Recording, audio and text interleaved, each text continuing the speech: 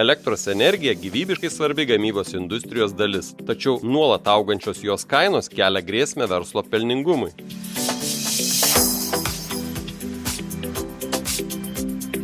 Saulės elektrinės tampa vis patrauklesnių sprendimų, leidžiančių ne tik sumažinti išlaidas, bet ir žengti žingsnį energetinės nepriklausomybės link. 22 metų antras ketvirtis jau pradėjo kainos kilti ir matom, kad paketurgubėjo praktiškai išlaidos elektrai ir neaišku, kokia tendencija tolimesnė būtų buvus. Tai staigiai suskubom pasinaudoti galimybę įsirengti saulės elektrinę. Projektą įgyvendino UAB Ekoenergas, turintis ilgametę patirtį saulės energetikos srityje ir pajėgus greitai vykdyti net sudėtingiausius projektus. Prasidėjo nuo to, kad atsirado poreikis pasigaminti šiek tiek energijos, pasikompensuoti.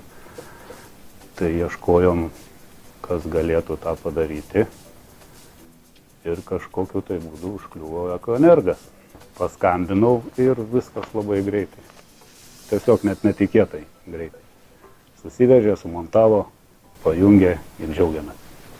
Saulės elektrinės turi daug privalumų. Jos yra ekologiškos, nes nesukelia kenksmingų išmetimų į aplinką. Jos taip pat yra ilgaamžės ir mažai reikalauja priežiūros, kas daro jas labai patrauklias ilgalaikiam investavimui. 23 metų birželio vidury jau pradėjom gaminti elektrą ir iki metų galo 23 pagaminom apie 45 000 kWh.